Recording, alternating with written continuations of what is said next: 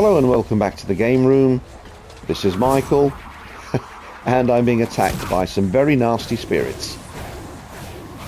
This is the latest download that I've done. It was released on Friday the 25th of March, developed by Tango Gameworks and published by Bethesda Softworks. It's called Ghostwire Tokyo. It looks incredible because it really does, especially if you've got the right TV to make use of tweaking your graphical options. This game does look quite amazing. And as all of my followers on Instagram know, that I love everything Japanese and everything related to Tokyo. And you know, I've always dreamed of going there. This is the closest I'll get, not necessarily due to the pandemic, but because I'm terrified of flying. But I won't spoil the story too much for you, but it's quite a good story. I like it. What happens is that you're actually dead, but there's an entity inside you that's friendly, and he keeps you alive. There's quite a bit of banter, and it gets friendlier as the game goes on. I'm just a few hours into it, so I've not encountered any boss fights yet. But I can say that it's rather good.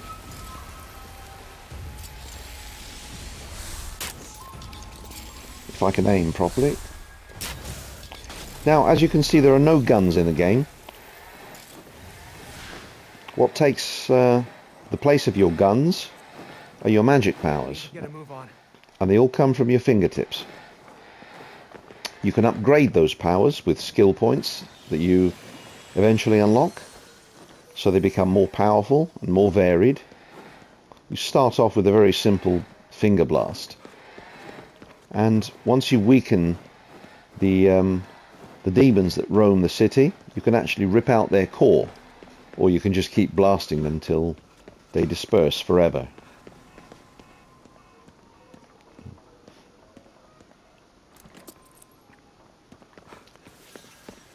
Now, one of the really staggering things about this game is not only the various enemies that you fight, including these very spooky schoolgirls with no head.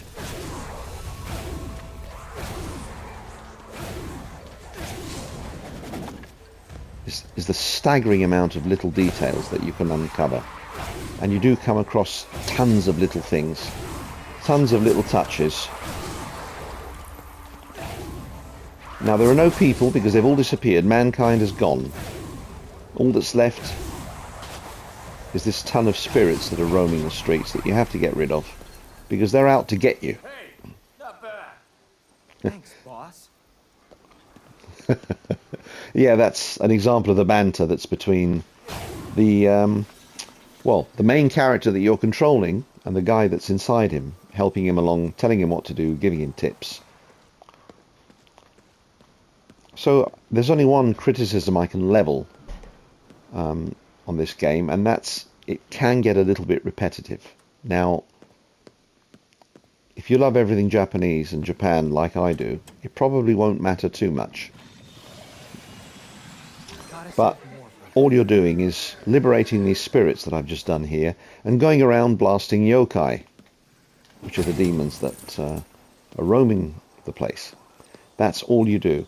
But what saves the repetitive nature and what saves this game, in my opinion, is the fact that there are so many little details and all the little things that you can come across that are quite charming, that for me makes it worthwhile persevering with it.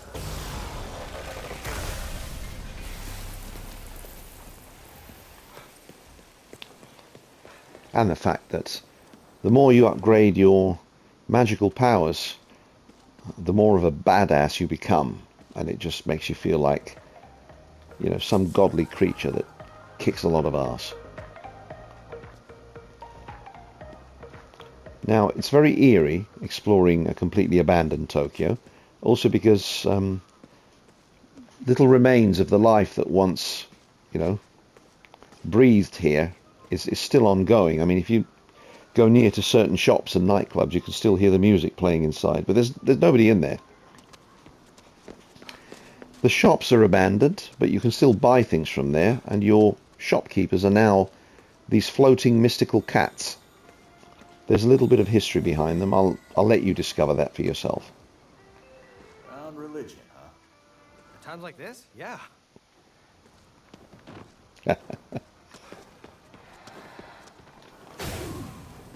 Now you'll find these various floating icons. Things like motorbikes and cars and objects, you have to blast them, and that replenishes your magic power.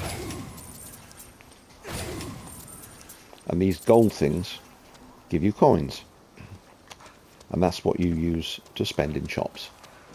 So yeah, I'll give it a 7 out of 10, I think. It looks really, really good. You get to explore a massive open world in the form of the city of Tokyo, and you get to explore it all. Once you clear the fog by cleansing these things called Torii gates, again, something else you'll discover, you'll find that the game is very intriguing, and it does invite you to play it more. You can take to the rooftops as well, because you've got to liberate these spirits, and then you go to phone booths and you upload them. So they go to a different world and they become human again. Oh, well, that didn't work. Well, usually you use those Tengos to help you get up to the roof. There you are. And then you can see Tokyo from the rooftops. Now, one of the powers you unlock is a glide move,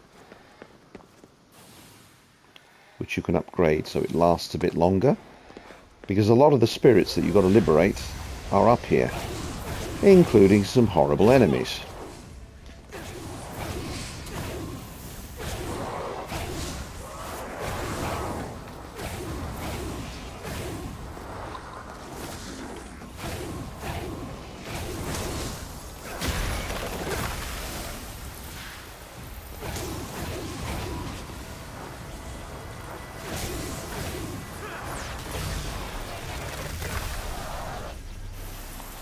Now you've got to absorb as many of these spirits as you can. You can buy more of the paper dolls to absorb them from the shops as well. The more paper dolls you have, the more spirits you can absorb. Find a phone booth, upload them, rinse and repeat. And that's pretty much it. So yeah, I'll definitely give it a 7 out of 10. It looks amazing. You get to see all of Tokyo. The atmosphere is really incredible. The dogs that you encounter are very charming, and by feeding them and petting them with dog food you can buy from shops, some of them lead you to some hidden treasures. So if you see a doggy, go and make a fuss, because you'll be rewarded. Right, I hope you've enjoyed. Take care. Stay tuned for the next one. Ciao, ciao.